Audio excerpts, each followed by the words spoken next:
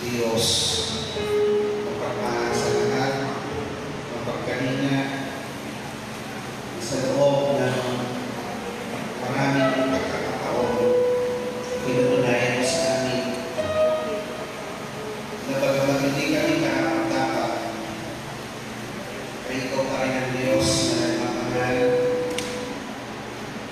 sa gitna ng mga karanasan po namin. May kamakayan, may mga humarap sa maligid na pagsubok. Subalit ngayon ay narito ngayon, kanila kaawaan.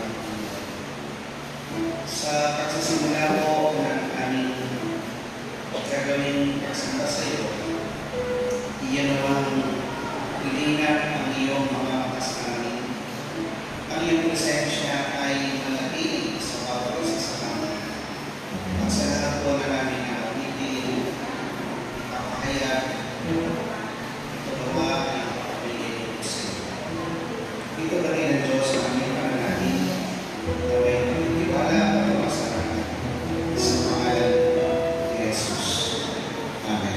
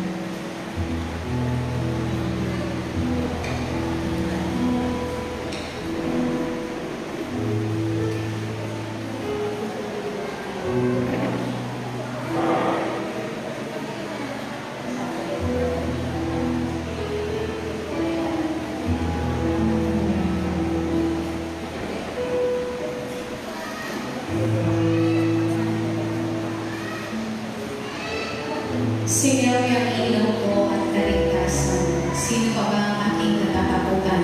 Sinawi ang bubong ng aking buhay. Sino pa ba ang aking kasisimbahan? Kaya huwag tayo magtiwala, manalig sa Kanya at huwag manghinawa. Kaya huwag tayo magtiwala. Para po sa awit na pagkukuling, awitin po natin ang As We Gather, the steadfast love of the Lord.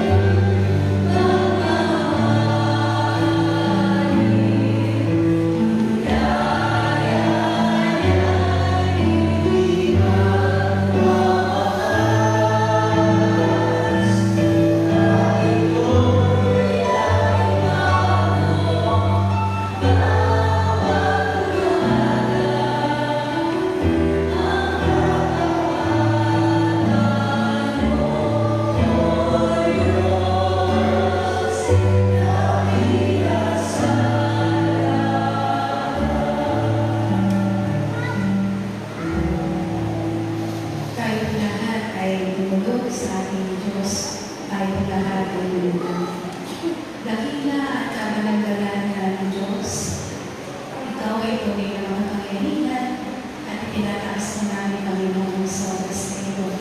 Hiling namin ang Banal na Espiritu mo ang patuloy mo sa mga dumaloy sa bawat sulok ng Iglesia ng Panginoon. Pasukin po ang aming puso't isipan, Panginoon, maging handa sa pananambang ito. Maging karapat-dapat po kami, Panginoon, na mag-alay ng papuri na panalangin ng pagkawin sa iyo, Panginoon. Naway magamit namin ang oras sa ito, Panginoon, na ikaw ang aming tanungan, muling magpalakas sa iyo, Panginoon, spiritually, Panginoon, ay uling na ito ang higit sa lahat namin kailangan, Panginoon. Kaya rin po namin nagawa yung patuloy na nagmumula sa iyo, Panginoon. Umilos po kayo sa aming kalagitnaan. Linisin po po ang aming mga puso at isipan, Panginoon, at patuwarin po po sa aming kasalanan. Nagpapakababa kami sa iyong harapan. Kami mga inyong lingkod, Panginoon. Gamitin mo po kami sa oras na ito, Panginoon. Patuloy na kami mag-aalay ng aming oras at panahon. Maiwaksin namin, itaas namin sa iyo ang aming mga alalahanin, ang mga pagsubok, mga pagsugay ng mga aming pinadala namin, Panginoon. We look up to you, O God. All these things, Panginoon. Kaya kami nagtitiwala sa iyo, sa iyong kapangyarihan, Panginoon. Hindi sayang ang oras na ito para sa aming lahat, Panginoon. At kami pagpapalain mo mula sa pasimula hanggang sa wakas ng kanilang bahay ito. Muli po aming Diyos, ang lahat ng mga awitin papuri, pasasalamat ay tamo sa iyo. Sa pangalan ng mga anak ko ng Espiritu. Amen.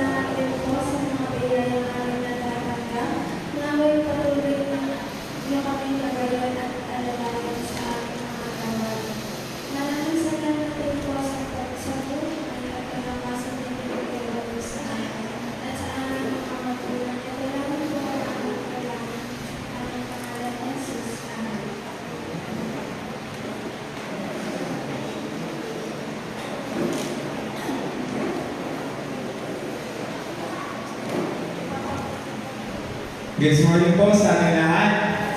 Good morning! Ngayong linggo po ay sineselebrate po natin yung steadfast love of the Lord. Kaya po natin kinanta yung as we gather kanina. Kung i-describe po natin yung pagmamahal ng ating Panginoon sa atin, binigyan ko po ito ng 3 points. Hindi po ako mag-message.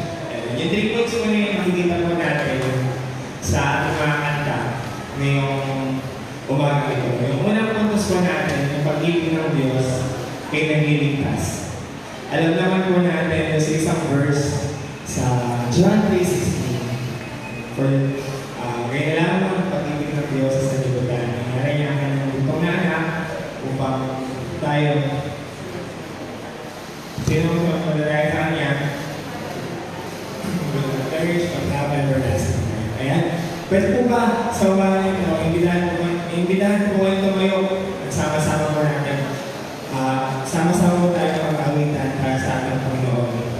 Damhin po natin yung pag-ibig na nagliligtas na nagmumula sa ating Panginoon. Tunay nga po na kinggan ba ng pag-ibig ng Diyos para sa atin. Tayo po ay sama-sama manalangin. Ang Diyos, ang kamukulihan na salamatan sa umaga ito. Thank you po sa mga buhay, mga kalakasan, mga pag-asa na iwan kami. Thank you po for this opportunity, for this chance na makapagsimba ang Panginoon, Panginoon, dito sa itindahan, mga pagpuri, upang kami maningin sa itindahan ng Panginoon. Ngayong umaga po ito, balutin mo po kami ng mga Panginoon. Samahan mo po kami sa aming pananampahan. Ngayon ito at iwawa po siya. Mamuhay sa metro sa aming mga buhay.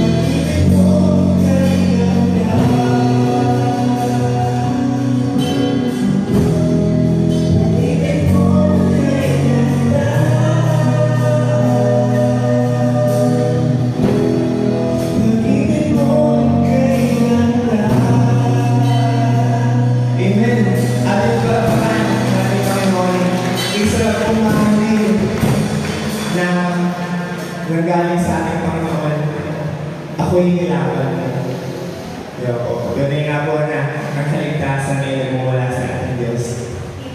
Yung next point po natin, di ba yung una po, pag-ibig ng Diyos ay nagigingkas. Yung sumunod po, pag-ibig ng Diyos ay sumasagot ng panalangin.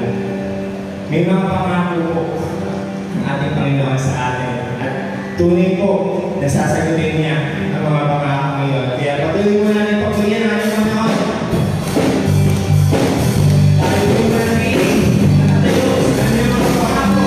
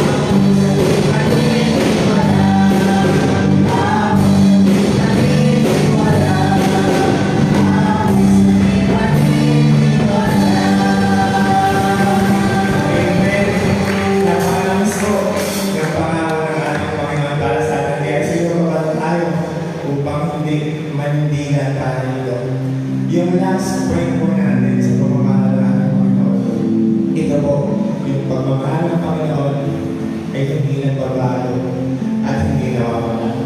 Yun po. Kung tayo mga tao, maaaring mahal natin yung pamilya natin, yung mga kaibigan natin ngayon, pero pag iniwasan ang hindi natin nagustuhan, mababawasan or mawawala yung pagmamahal natin sa kanila. Pero hindi po ganun yung pagmamahal ng ating Panginoon para sa atin. Ang pagmamahal po na natin is para sa atin ay tapat noon, ngayon, at sa kinabukasan. Tapat po ang ating Panginoon. Hindi po ito tinitingnan sino tayo or kung ano po yung mga ginawa natin sa ating mga buhay. Kaya po,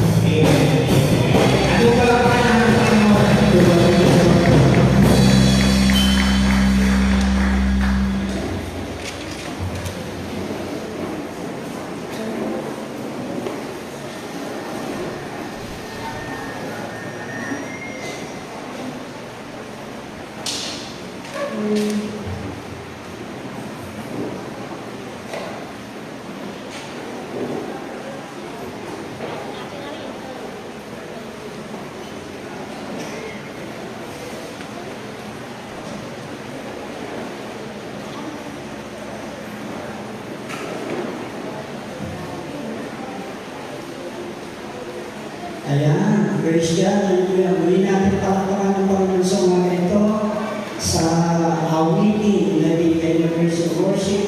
Tunay na sa awitin pa lang ay nabilas tayo. Palakpakan natin ang Panginoon sa mga ito ng kapatid. Para po sa ating mga bahayag na lagi, unahin ko muna po sandali yung ating kapatid. Sa mga ito, meron tayong bisita na dumayo sa ating iglesia.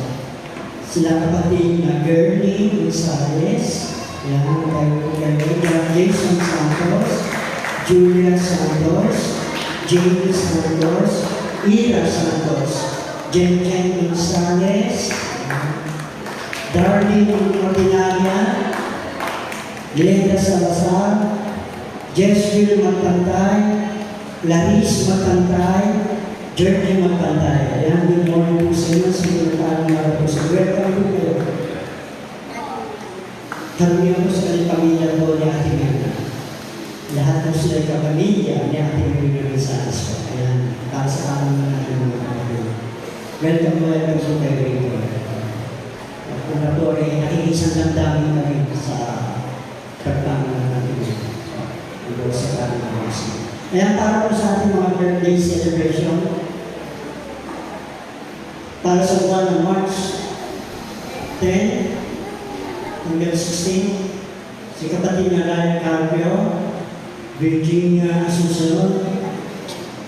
Sa March 12, si kapatid ni Apelayo, March 13, Alfredo Cagini, March 14, Rinea Jintan, at kapatid na Luz Gabriel.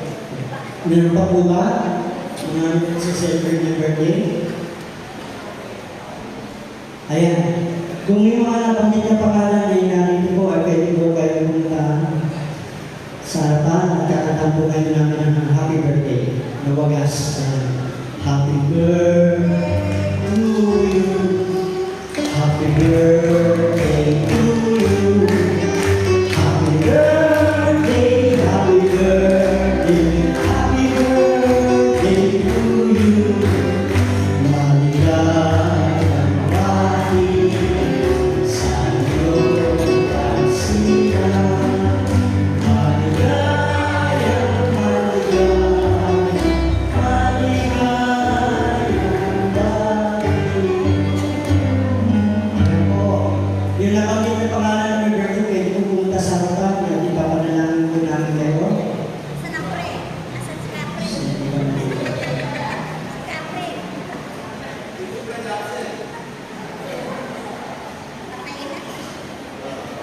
Mukhang walang presence present. Kaya sige po, samahan niyo po ang manalangin. Muli o Diyos, kami po ay lumalapit sa iba na presensya. Patuloy ka namin pinasasalamatan sa sandali ko sa buhay kalakasan na patuloy na pinagkakaroon mo. Sa sandali ito po, Panginoon, nakikigala kami sa mga karawal ng aming kapatid. Panalangin ang huli namin, Panginoon, na marami pang masasayang birthday at matigas sa kanilang buhay, sa kanilang mga pangarap at plano. O Diyos, kayo po ang magbigay ng katuparan nito. Pagkalupaw mo sila ng mga buhay na mabuti ang kalusugan. Muli, Panginoon, na walang buhay nila at patuloy na mapaglingkod sa iyong banal na pangalan. Muli, Panginoon, ito po kami panalangin sa mataas na pangalan ni Jesus. Amen. At para po sa mga pahayag sa Project Hanggan at sa anumang po ay pumunta po kayo dito sa taas.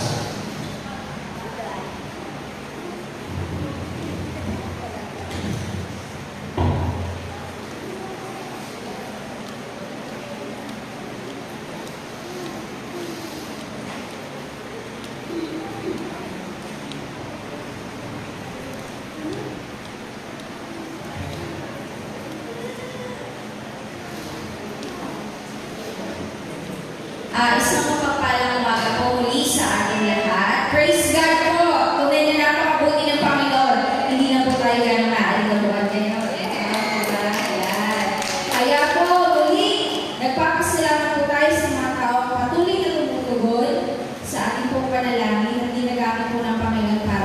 ating iglesia ay painot-inot na may ayos po natin.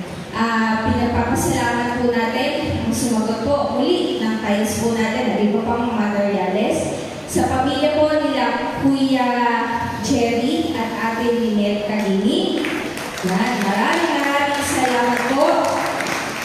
Gayun din po ang sumagot po nung pagpapagawa yung labor po natin at saka po nung mga nakikita niyo po dito sa harapan ating pong luhuran at lagayan po ng ating mga tiles and bridges sa ating pong ninong at ninang Aner at Dory Gabriel. So maraming salamat po sa inyong pagbuhay. Patuloy pa rin po ang ating pong Project Hagay, Project Bayanihan para po sa linggong ito. Nakaraang linggo po sa Project Hagay po sa ating special offering, ang ating pong naging total collection ay 1,520. Ngayon nga po, nagpadala po ang ating kapatid, Ninong Aner at Ninang Dory Gabriel ng 91,000. Kapatid na Early Katingin, 500. Si Kuya Robbie po, Pagigin at 3,000. At si kapatid na Leonardo Santos po na 500. Kaya purihin po ang inyong mga buhay. Patuloy po tayong gamitin ng ating Panginoon. Ibalik po sa inyo ng muli na dumaapong pagpapala upang maging daluyan pa rin po kayo ng pagpapala para po sa iba. Gayun din po, welcome na welcome pa rin po ang inyong mga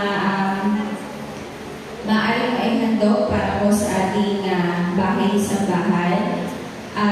Again po, magkakaroon po ng second week yung ating pong alkansya as Project Bayanihan pa rin po. Naka-flash po sa ating screen ang ating pong mga Gcash number at bank accounts sa mga nagnanais po na magpatuloy ng magdalo. Muli po, maraming salamat po sa inyo at pagpalain po tayo ng Panginoon.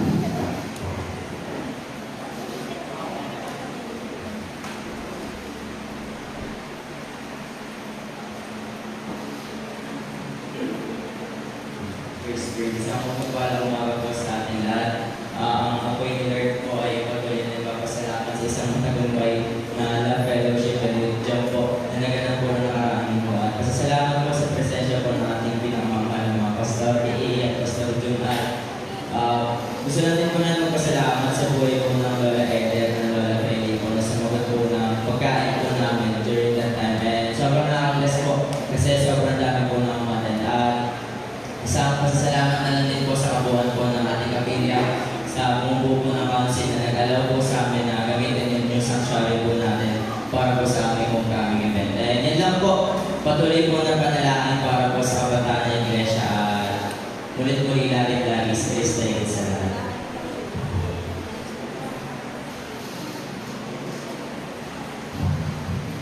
Magandang umaga po sa inyo lahat. Narito po ang ating financial report po. Noong March 9 po, wala po tayong soft copy. Ito po ang ating collection ng loose offering, 2,490. Special offering para sa linggo ng kababayan, 1,550. Tithes po ay 16,930. Pledges po is 2,600. Meron po tayong tapos election na 23,100 po. At meron po tayong expenses na para po sa loan, 1,000, Castor Support po, 3,625, Children's for the labor support, 1,500, food, garbage bag, 235 at 140 pesos. Allocation po, 2,310. Meron po tayo total expenses na 7,810. At meron lang po tayo remaining cash balance na 15,290. Maraming salamat po.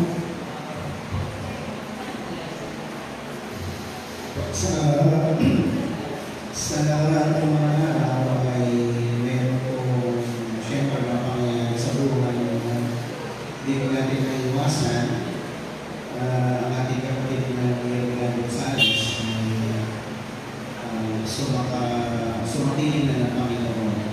At narito po yung kanyang pamilya na isama po natin sa ating mga panalangin. At si Ate Julie po ay mag-a-update sa atin kung ano po ang sitwasyon ngayon ng pamilya.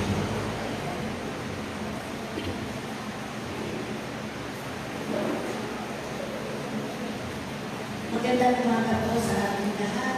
Inaasin lang po yung kapatid sa mga nagtatanong.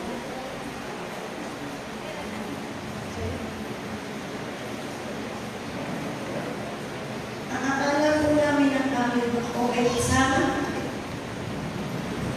kanyang mga anak sa pagdating. Subalit hindi ko alam. Mga kapatid, ang aming pagpupo ay darating sa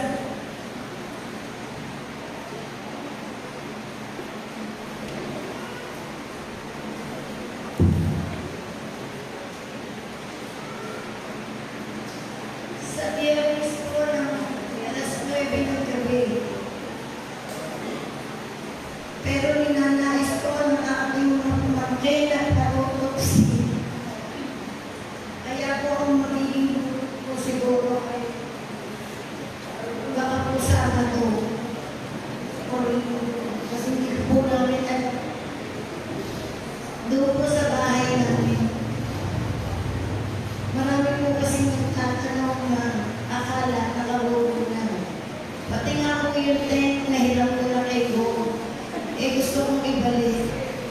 Dahil makagamit ng iba. Pero subalit, pinaintulutan na pumirmi na lang sa amin yung tent. Nalulungkot po ako dahil nais na kami na makakatayo dito sa bagong santuario natin kung pinipinan nila ng Panginoon.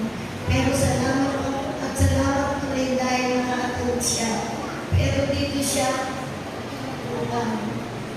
nung tayo ay dito po siya nabutan ng para panghihina. Kaya ang mga kapatid sa siguro po Sabado o Linggo, hindi ko lang ilalang dahil nga po inais ng aking mga pamangkin na magkaroon ng autopsy dahil nung umalis ang kami ko malakas kumain. Subalit na dumating po doon ng hina. Ano man ang mangyari, sama-sama po tayo sa darating na Sabado o Linggo. Salamat po. Yun po ay magkakaroon tayo ng gawain gabi-gabi. Yung po na po kayo.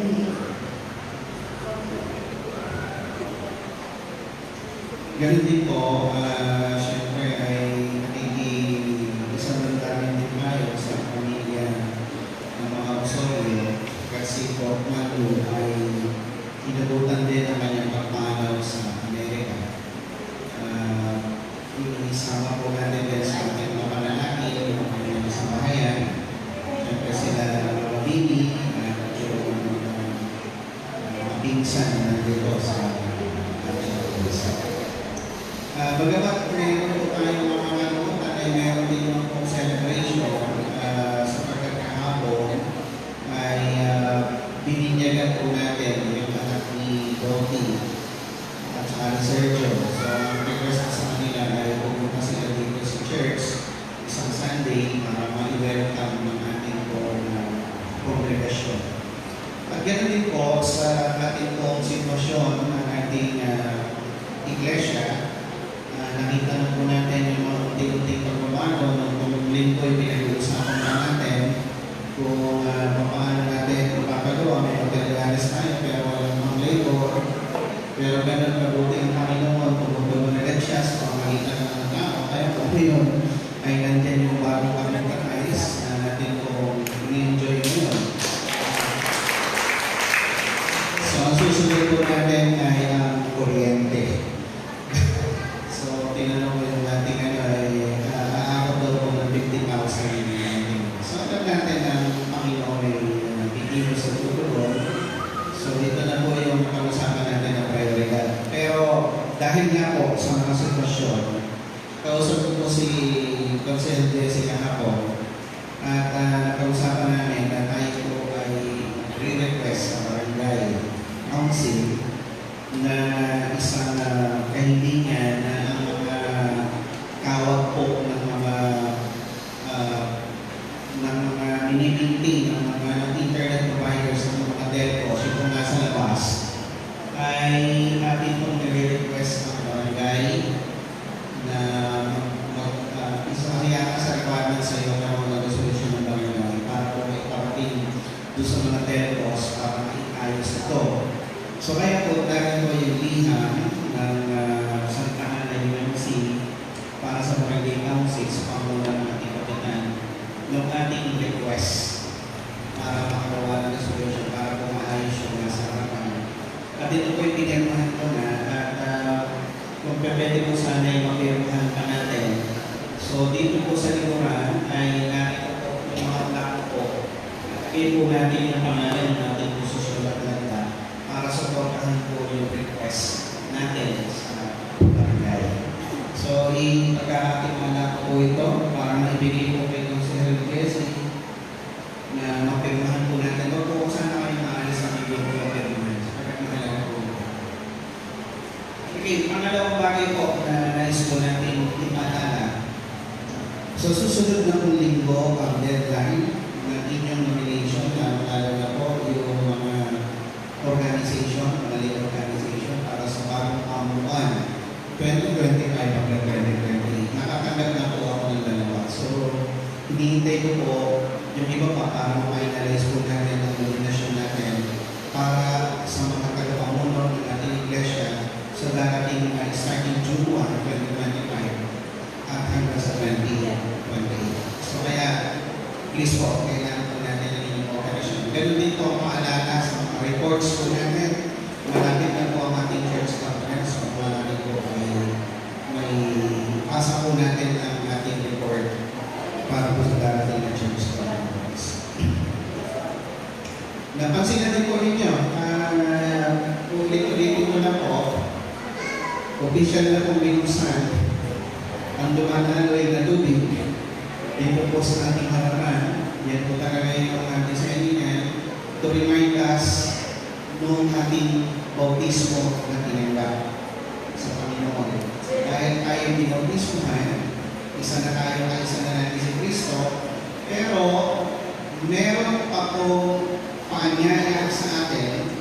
So na gusto po na bumabol pa sa confirmation class at membership class, ay palista na po kayo sapagkat bukas po ipafinalize po namin yung date at venue kung saan po ito gaganapin. So asahan ko po na yung mga gusto pang umabot para sa confirmation class at membership class ay ating po ipaalam agad sa inyong linggo. Maraming salamat.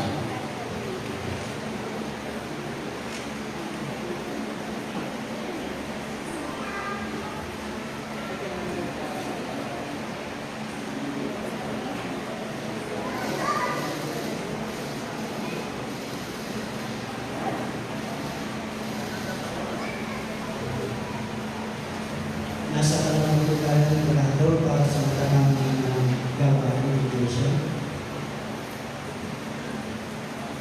Yung box na nalit sa atin dito kayo na wala.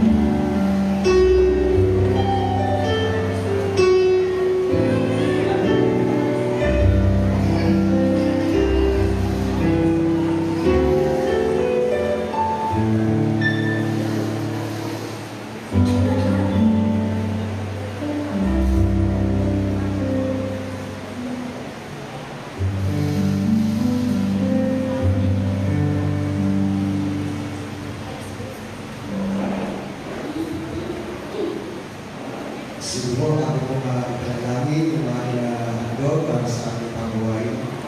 Muli Panginoon, kami ay nagpapasalamat. Magpupuri o Diyos sa pagkakataon na pinagkakalabas namin. Tunay na ang aming paglabata ay ito'y nabubungan ng At ang pagkatuga, ito ay nagbubunga ng mga katatagan. At ang katatagan ay nagbubunga ng pag-asa at pag-ibig. Kaya Panginoon, kami ay nagpupusiyo at nagpapasalamat walang hanggan. Tumahan na namin sa kahit mga Jesus. Amen.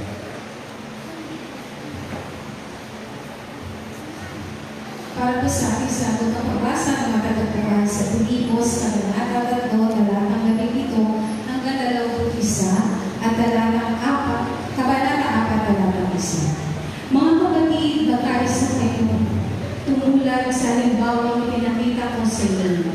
Kakukulan din ninyo na pansin ang lahat ng sumunod sa aming halimbawa.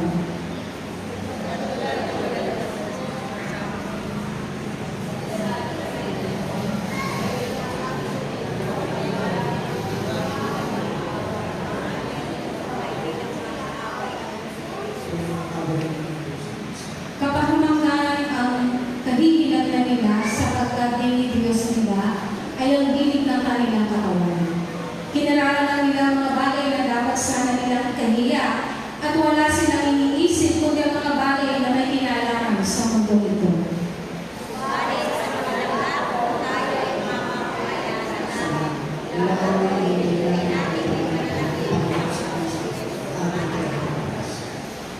Sa pamamagitan ng kapangyarihan ginamit niya sa pagpapasuko sa lahat ng bagay, ang ating katawang may kahinaan ay babaguhin niya upang maging katulad ng kanyang katawang maluwalhati. Kaya ang kapatid ko pinananalig ating kabanata at kabanata sa ganitong paraan ay magpakatatag kayo sa ibang mga na nakauwi sa Panginoon.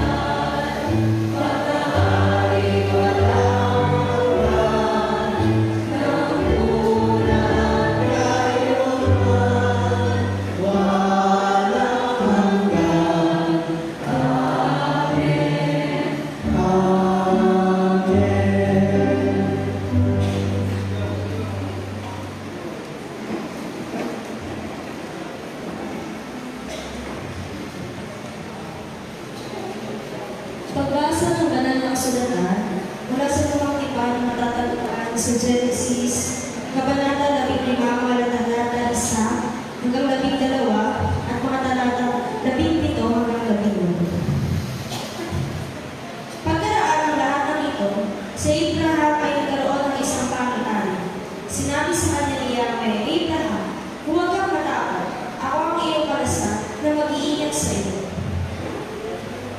Bibigyan kita ng napakalaking gantimpala. Ngunit sinabi ni Abraham, Panginoong Yahweh, ano pang kapuluhan ng gantimpala mo sa akin kung wala naman akong anak? Wala akong tagapagmana kundi si Eliezer na taga-Damasco. Hindi mo ako pinangalooban ng anak, kaya alipin kong ito ang magmamana ng aking ali-ali. Subalit sinabi ni Yahweh, hindi isang alipin ang iyong magiging tagapagmana. Ang sarili mong anak ang magiging tagapagmana. Dinala siya ni Yahweh sa labas at sinabi sa kanya, tumingin ka sa langit at masdan mo ang mga bituin. Magbibilang mo ba yan? Ganyan karami ang magiging lahi mo. Si Abraham ay sumampalataya kay Yahweh at dahil dito siya ay itinuring ni Yahweh bilang isang taong mabuti. Sinabi pa ni Yahweh kay Abraham,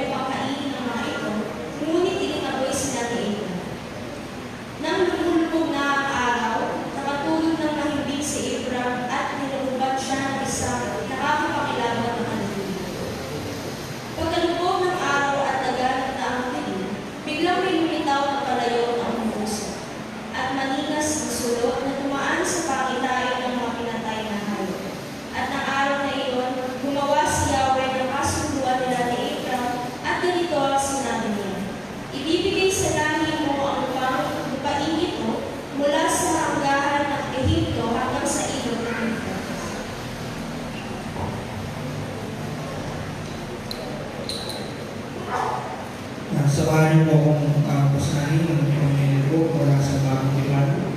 Sa aklat po ni Lucas, Kabanata 13, mga talatang 31 hanggang 35. Ito po ang ating mababasa. Dumating noon ang ilang Pariseo at sinabi na kay Jesus, "Umalis na kayo rito dahil gusto kayong ipapatay ni Herodes."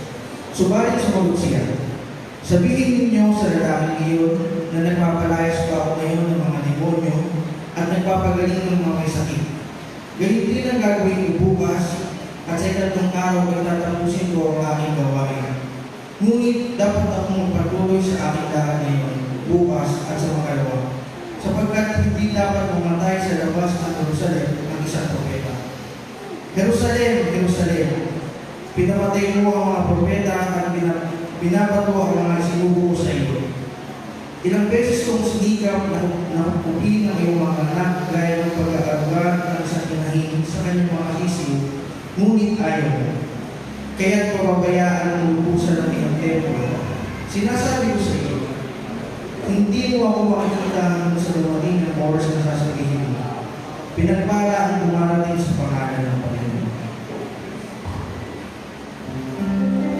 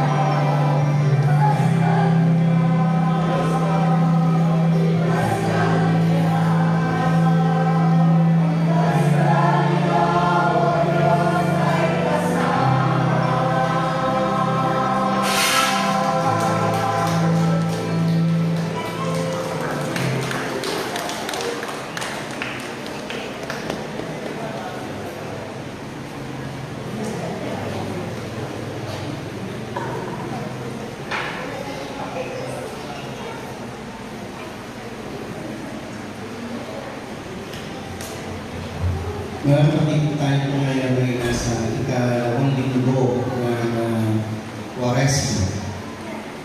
At hinihintay lang po natin din yung mga gawain natin ngayong mga pagdating ng mga araw. So, tinatawagan po natin yung worship committee para po sa ating gawain sa Webes Santo. Ang Biyernes Santo po natin ay gagawin po natin sa joint worship sa Tree of Life UMC sa pamamagitan ng mula sa Yawakawi. Ikalimang wika ang nasa po sa ating pong church. So kaya po nasahan natin kung pwede pa unahan ito ng mga kabataan na ngayon. Kung ano ang pwede natin gawin, wala pa o kung hindi na siya nagmula sa Yawakawi. So nasa atin po yan. At ganoon din po ngayong second Sunday in Lent ay pinapaksa po natin ang steadfast love of the Lord. Kaya po kami nang nasa awit ng praise and worship sa ating procession hanggang sa awit ng oro, nagkakalakit namin yan na mensahe ay tungkol sa hindi matitingan at hindi nagmamaling na pag-ibig ng Diyos. Gusto ko pasimulan yung ating pagugulay sa isang kwento na kung saan meron pong isang bilanggo na kalalayan. Ito po yung pumunta sa church at syempre ay in-interview ng pastor. Sabi nung lalaki, ako po'y nakulong dahil ako po'y nakapakain. At tinanong ng pastor, ano ba dahilan bakit ka kumakain? Kasi sabi nung isang pastor na kausap ko, totoo daw ang Diyos. Kaya sabi ko hindi. Pinagpilitan niya na totoo ang Diyos, kaya pinatay ko siya. Kaya ang tanong niya, pastor kayo, naniniwala ba kayo na totoo ang Diyos? Kaya sabi ng pastor, paano hindi?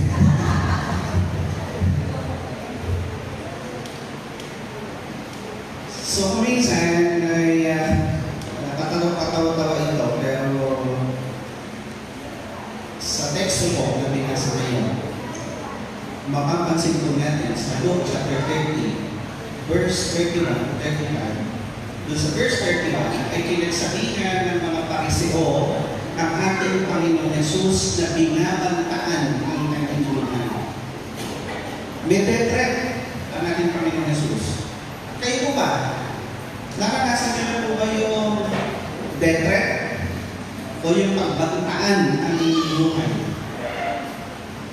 Sa palagay ko, ang mga karamihan na binabantaan ang buhay, mga politiko, mga militar, mga journalists. Pero ako, yung aking experience, kung ako'y nakadistingo sa Manila o sa Alpha and Omega, katatapos lang ng worship, nagbibiting kami.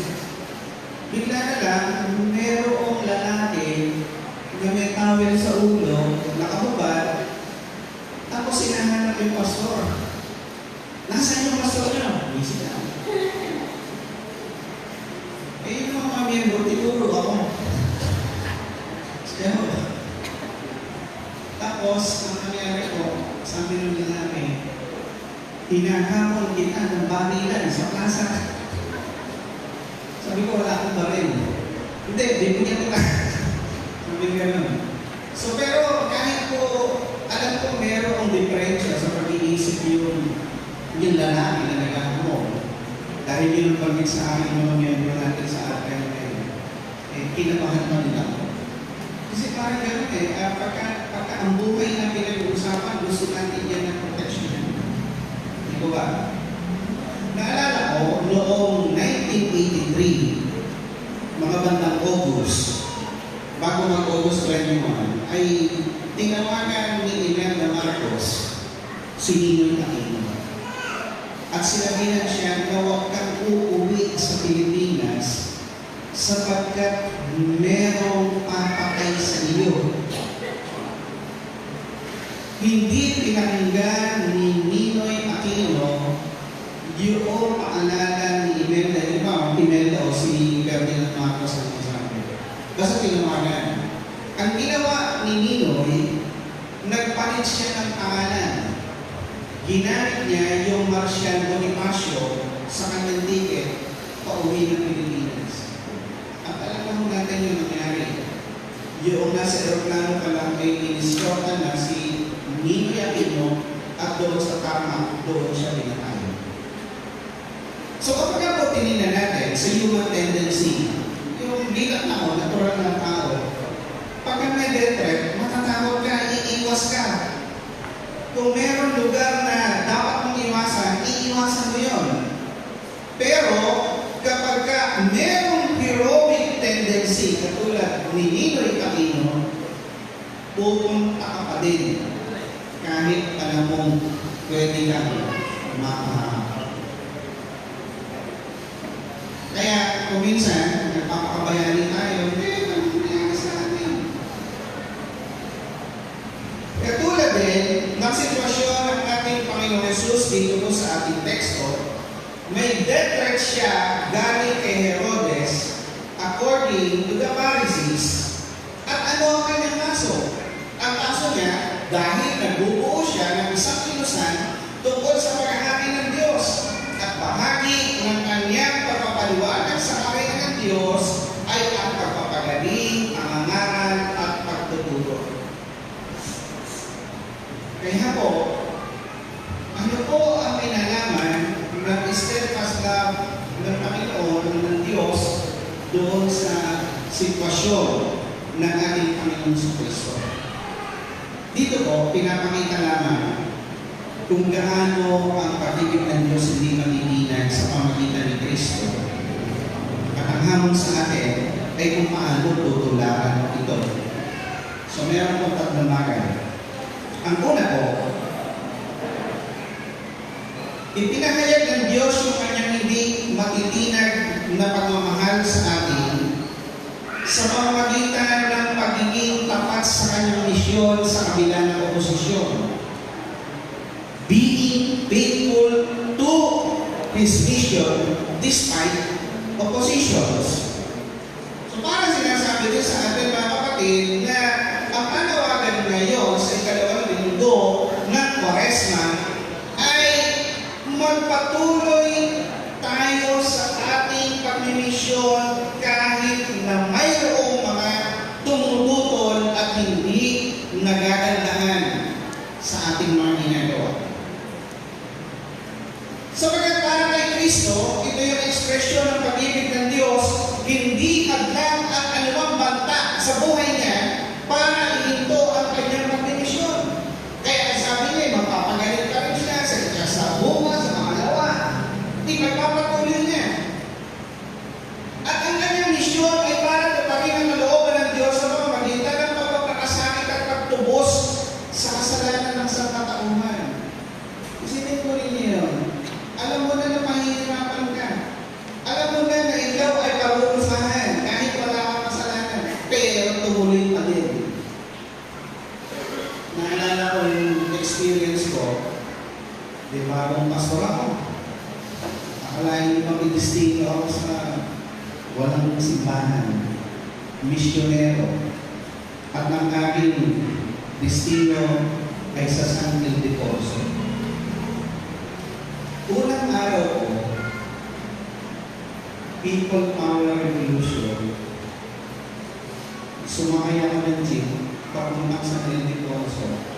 Pero sa mga pakil lang ako, sinasalubog na ako ng mga kanyon, ng mga tangke.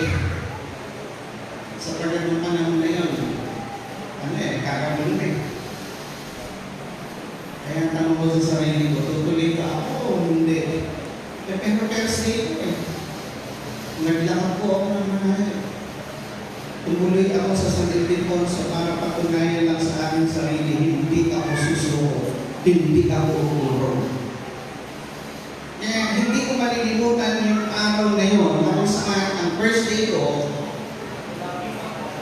sinalubong ko yung mga tangke ng militar. Wala po ako sa EDSA, pero meron din doon. ay mapapansin natin na parang ganito susuko ba ako o hindi? At makikita natin yung damdamin na ating Panginoon na nasa katawang tao na noong manalangin siya sa Getsemani, ay nanalangin siya ng ganito. Ang sabi niya, kung maaari ay ialis mo sa akin ang sano ng paghihirap na ito. Parang gusto niya sumuko. Pero at the end of his prayer, ang sabi niya, pero gayon man ang kalooban mo ang masunod. Ngayon, ano po ang relevance nito sa ating buhay ngayon bilang mga mananampalataya? Kapag bang may dumarating na pagsubok sa iyo o may gustong tumigil sa iyo, hihinto ka. Gayon ang pag-ibig ng Diyos sa atin ay hindi natitinag at hindi nagmamalim. Alam ko, meron sa inyo dito na noong mga panahon na kayo ay nagnanais na maglingkod, sumamba. May mga pagkakataon na pinipigilan kayo. Ayaw kayo papuntahin sa kapilya. Yung iba mga kabataan, ayaw padaluhin sa CI, ayaw padaluhin sa mga gawain. Pero dito, ipinapakita sa atin ng ating Panginoon in response to His steadfast love, walang oposisyon. Hindi tayo dapat na tumigil sa kung ano ang ipinagagawa sa ating ng Panginoon. Siguro po, magnilay tayo as a church. Sa kasalukuyan, ating nakikita na tinatawagan tayo ng Diyos bilang iglesia na sundan ang halimbawa ni Kristo. Huwag maakot na ipagpatuloy ang misyon ng Santa Ana UMC. At ano ang misyon ng Santa Ana UMC? Tingnan ninyo, bakit nandito ang kapilya? Bakit tayo nandito naglilingkod bilang mga mananampalataya? Sa akin, malinaw. Simula mo itatag na ang pangalan pa noon ay Santa Ana United Community Church. Malinaw na malinaw sa akin ang mandato ng Santa Ana UMC. Ang maging iglesyang bukas sa komunidad, maging ilaw sa barangay na ito, at nakakilala ang pamayanan kay Kristo. Kaya dahil po diyan, ang Santa Ana UMC, ito po ang panawagan sa atin sa ikalawang linggo ng Kwaresma. Huwag natin ihinto ang pagmamalasakit sa mga bata. Nakita ko ba ninyo yung mga batang pagkakamilan? Hindi ko kilala kami ng mga anak na yun. Hindi ko yun yung mga dati kong nakikita ng mga bata. Oo, may nakulitan sila. Pero tandaan po natin na yung mga bata noon, yung mga bataan ngayon, sila rin ang mga naging opisyal at namuna sa Santa Ana UMC. At huwag din po natin kalilimutan ang pagmamalasakit sa mga kabataan. Lalo na sa mga balo. Bakit po ba sa Santa Ana napakaraming balo? Kaya nauubos ang kalalakihan.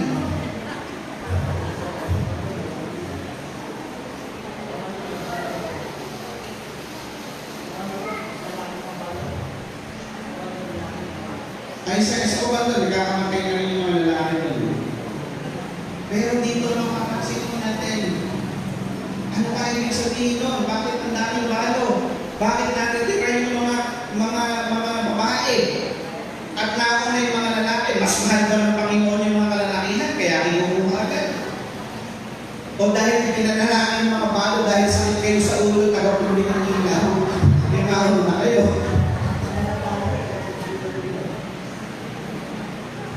Hindi, pero sa aking analysis, ang nakita ko po, mapagtiis kasi ang mga balo.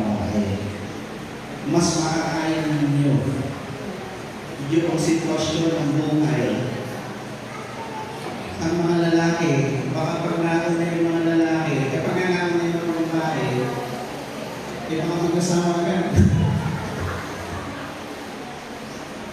Hindi, pero ito po yung nakita natin.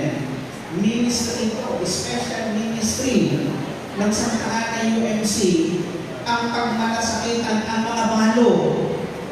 Kaya dito po sa Bulacan, South Bulacan District, at wala pa rin akong alam sa buong Manila Episcopal Area, sapagkat ako po ay lumilibot sa kabuuan ng Manila Episcopal Area mula Palawan, Mindoro, Batangas, Laguna, Rizal, NCR, Pampanga, Nueva Ecija, Quezon, Aurora, Bataan, Zambales.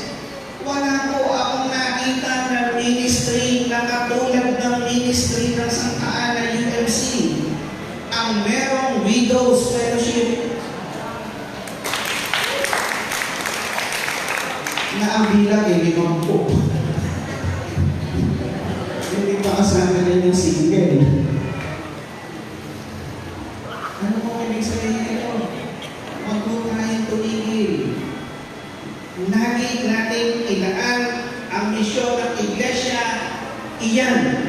Pag malasakitan ng mga balo, at ganoon din lahat ng mga tao nangangailangan. Kaya nga po sa ating refleksyon, para ipahayag ang pag-ibig ng Diyos, ang ating pong iglesia ay dapat na maging bukas as a healing station. Healing station. Ibig ko sabihin, hindi lamang po ito dapat na simbahan lang na pagsasambahan. Kundi dapat po ito ay isang lugar na kung saan ang tao ay gagaling sa kanilang pisikal, sa kanilang emosyonal, at sa kanilang spiritual na kondisyon. Kahit na po kung minsan hindi tayo nagkakaintindihan. Kahit po kung minsan hindi po magkakapareho yung ating mga opinyon. Pero dapat po mag-focus tayo na ang simbahan ay isang healing station kung paano si Kristo ipinagpapatuloy niya yung misyon kahit na may oposisyon. Nabanggit ko rin po yung healing station. Marami pa po tayong gamot. Nandiyan lang po yung gamot natin. May gamot tayo dyan para sa pamata. Yan yan ang maintenance. Marami po tayo metformin. So, bukas po tayo na. Kaya po, mga kapatid, makita po sana at ma-identify natin sa ating mga sarili kung paano si Kristo pinagpatuloy niya yung pagpapagaling, pangangaral, at ganoon din ang pagtuturo, ganoon din naman magpatuloy tayo sa mandato ng simbahan sa atin, ng Diyos sa ating simbahan. So pangalawa, na makikita po natin na ekspresyon na manifestasyon na tinatawag natin na pag-ibig ng Diyos na hindi nagmamali ay yung pagkakaroon ni Kristo ng passion to change the world. Nabaguhin ang mundo at gawin ito mas mabuting lugar para sa mga tao. So ganito naman, kung ito ang passion ng ating Panginoon sa Kristo, dapat din po natin realign ang ating mga sarili at mga gawain na tayo rin ang dahilan bakit tayo nag-exist is to make this world a better place. Make this community a better place. Kaya po ang tanong ay ganito. Lahat po tayo nangangarap ng pagbabago. Kung ikukumpara namin ang dating Santa Ana 30 years ago, meron na bang pinagbago? Malaki na po. Kasi ako lumaki dito. Pero ako, lumaki ako. Pag ako nilalabas sa kalsada dyan, umaga, ginagawa ko Ang tubig, ginagawang alak. Ang mga taga-Santa Ana, ang alak, ginagawang tubig. Umaga pa lang, nandiyan na yan. Pero wala naman masyadong nakikita ko yun. Dahil yung babawal na. Dahil daw namatay na sila. Dati, ang mga kabataan, walang interes sa pag-aaral. Pero ngayon, ang dami ng professional dito sa Santa Ana. So kaya makakakita tayo na mga pagbabago, pero hindi pa rin natin dapat na tigilan sa pamamagitan ng simbahan na ang ating komunidad ay magbago at magkaroon pa ng mga pagbabago sa pakikipagtulungan natin sa barangay. Kaya po sa sitwasyon ni Cristo, nananagoy siya sapagkat ang Jerusalem ay kilala sa pagpasla sa mga propeta. Ito ay ang pagpatay sa mensahe ng Diyos o marahil ay ang pangarap ng Diyos sa mga tao na ninirahan sa Jerusalem. Ang pangarap ni Cristo ayon sa teksto ay timunin ang mga anak na piniling bayan gaya ng inahing manok sa kanyang mga sisil, ngunit tumatanggi ang mga ito. So kaya, kapag tinignan po natin yung mensahe sa atin sa linggong ito, ay sinasabi sa atin ang hamon na kilalanin natin ang pag-ibig ng Diyos ay hindi nagmamali sa pamagitan na huwag po natin paslangin ang mensahe o talo ng Diyos sa mga naninirahan dito sa Santa Ana. Huwag natin paslangin ang mensahe ng Diyos at ipunin ang mga naninirahan dito upang kilalanin ang kanyang nagaharing presensya. Kaya po sinisimulan natin sa mga para po yan itbulaga. Hamang may bata, may itbulaga. Para din sa ating iglesia, habang may bata, may misyon ang iglesia. So ganun po natin tinatanaw.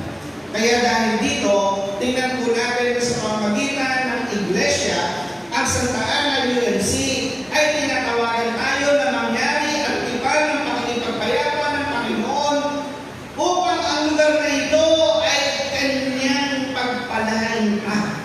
Upang ang lugar na ito ay makaranas pa ng mga pagbabagong magaganap dahil sa steadfast love ng Panginoon. Ang pagkakaroon ng isang lipunang binago, isang lipunang pinagpala. Kung kailan ito mangyayari, ang hamon sa atin, huwag tayong manghihingan. Magpatuloy tayo. At kahuli-hulihan, sa pamamagitan po ng hindi nagmamaliw na pag-ibig ng Diyos, ay lalo pa natin palalimin, pag-ugatin ang pag-ibig ni Kristo sa pamamagitan ng pag-ibig sa ating kapwa. Si Kristo, ginagawa na siya ng masarap, pero kami pa rin niya. Kaya doon sa unang wika na sa krus, patawarin mo po sila sapagkat hindi nila nalalaman yung kanilang ginagawa. May ginagawa na masama sa kanya, pero yung pa rin ang kanyang ekspresyon, patawarin. So kaya bilang tao, marami tayong kahinaan.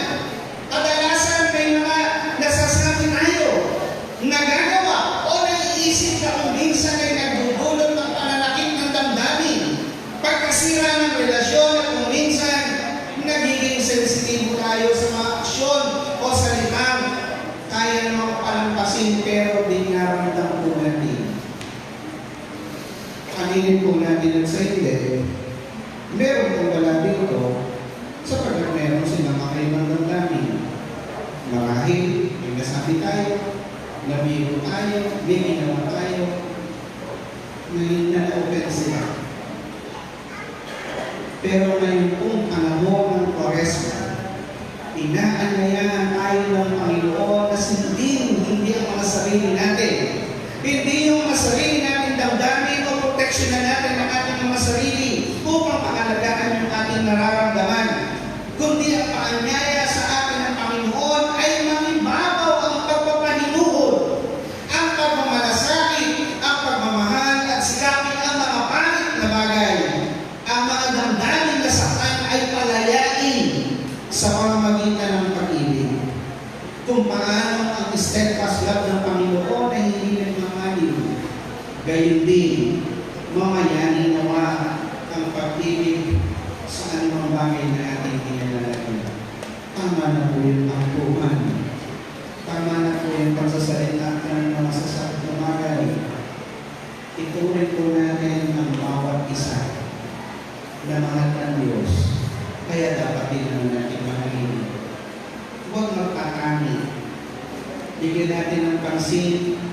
na sa ating mga sariling makalaya tayo sa mga sariling damdamin at ibigay ang ating mga sariling makasalita sa pag-unawa at pagkilala ng Diyos. Ang pag-ibig ng Diyos na nananatili ay mabubuhay sa atin. Nawa po ang mga mensahe nito ay may mamuhay natin, hindi naman bilang individual, kundi bilang isang pamilya ng Panginoon na nagmamalasakit sa ating lingkungan. Amen.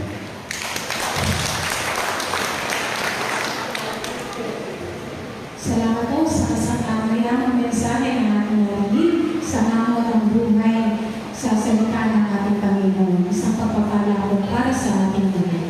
Nasa panahon po tayo ng pagdadala ng ating mga kaputang pangako.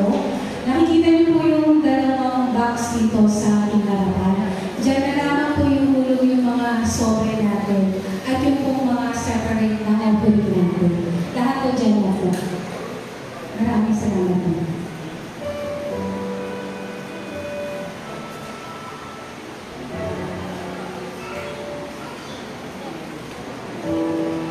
Wala na pong iikot na hindi po ba? Dito na po natin natin lalagay lang. Ating pong personal na ganito sa ating presensya ng ating Panginoon Diyos.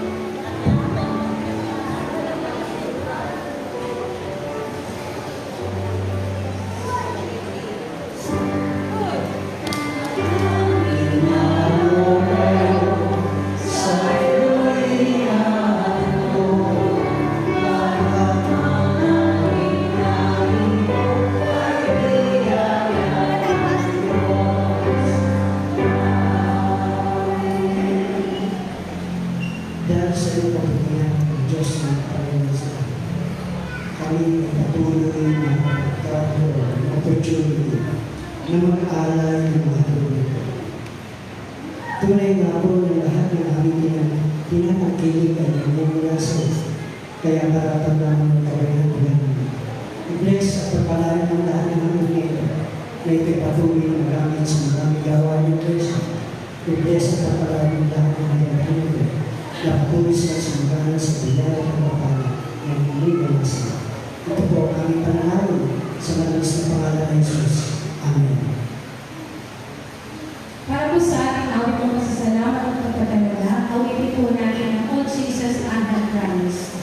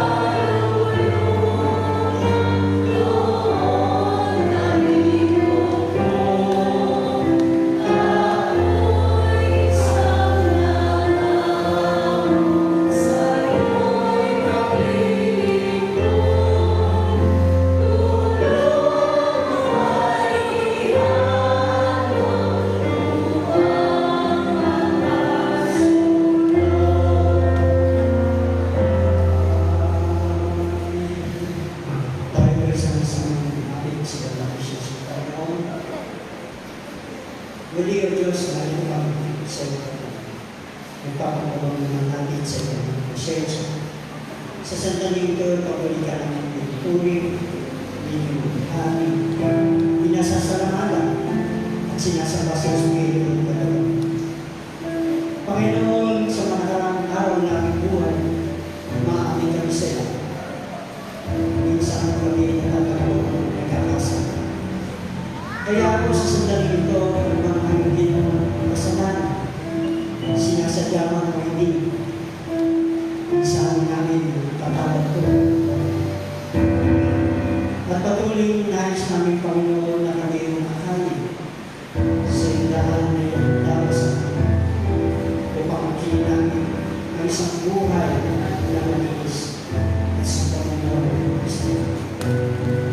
Panginoon, may papasalamat din kami sa mensahe ng aming narinig sa Panginoon. Tunay nga po na pinapaalala ko sa amin kung hindi nagmamaliw ng Panginoon ng Jesus. Naway ang aming narinig na katuruan ng mensahe ay patuloy na babawang sa aming puso at isip. Sa anong paghahanda, lalo-lalo na sa paghahanda ng salita. Sa mga taong nagnanas na patayin ng salita, huwag kang papayag ng ito na ito. Subalit ngayon ng turo na aming sa amin, sa taanang ng Espiritu, na patuloy na makahiyag at buting balita ng pag-ibig at kaligtas sa lahat ng dakong at sa lahat ng oras. At nawayan sa tanay ng Espiritu patuloy mga pangalan ang tungkulin ng isang iglesia na abutin ang mga tao na tunay na naghahanap at tunay na pagbabago tungo sa kabanalan at magkaroon ng buhay na walang sa pamamagitan ng aming pagsunod sa ito sa karan at sa iyong kalabang. Lord, nagpapasalamat ako kay Reverend Jerry na nagpahayag ng mabuting balita, yung pag-ibig at kaligtas na nais mo ipaalam sa amin. I-bless ko po siya kayo na nagpapasalamat sa bayan. Ang aming mga iglesia ang patuloy na nagsisika na para sa kanyang kakayanan at karunungan patuloy na mapahayag ng mabuting balita ng mga klase. Din ang pasyon niya, ang pagtuloy upang mapagawa rin sa iglesia at patuloy na may sakupan. Panginoon, hindi rin namin nakakalimutan ang lahat ng mga kapatid na patuloy na nag-aabot na kinalangulog para sa pinansyal na pangangailangan ng iglesia. Kilala mo sila lahat, Panginoon, hindi na namin pagdating kanyang pangalan. Kayo na po umatin sa kanilang kabutihan sa mga financial support na binibigay nila, Panginoon. Patuloy mo silang pagpalain upang sa ganoon sila patuloy na maging pagpapalatan hindi namin sa iglesia pagkos sa maraming mga tao. At sa sandali ito, Panginoon, hindi namin nakakalimutan ang mga anak mo na nasa dating ng karamdaman. Hiling at dalangin namin, Panginoon, na bayuhin mo ang aming mga lupang katawan upang kami bumalik. Dahil nananalig kami ikaw ang dating ng Diyos na patuloy na nagpapagaling ng lahat ng uri ng karamdaman.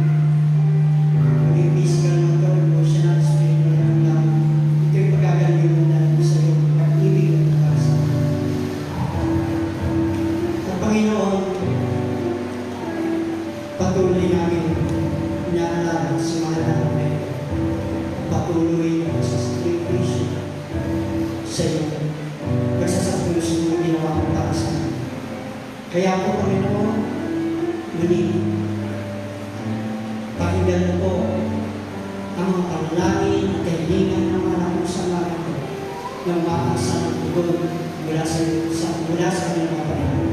Naway pagkaloob mo ang kanilang kahilingan at panalangin, lalo-lalo na kung ito ay naayon sa lugar. Muli, Panginoon, maraming salamat po. Ito po ang aming panalangin na mayroong kalangit na mataas na papuri at pagpapasalamat sa tanging pangalan ng Panginoon at tagapagligtas na si Kristo Jesus. Amen.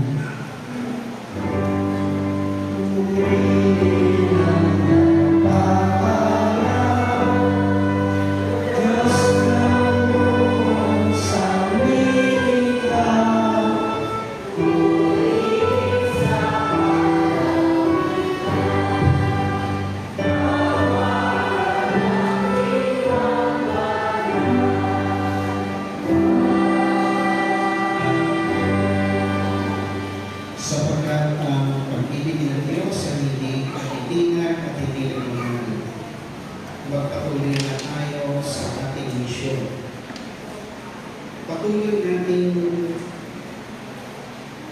mapagkaisahan at makipag-isa sa layunin ng Panginoon na baguhin ang mundo, lalo na pamayan ng ito. At higit ay paghahalin at pag-ibig sa kapwa kahit na gumagawa sa ating masama. At kung magkagayon, ang Diyos na pinagmumulan ng lahat ng buwan ng pagpapala, kalangit ang kaganahan, kapayapaan at pag-ibig ang manatili sa bawat isa sa atin ngayon at magpakailan-kailan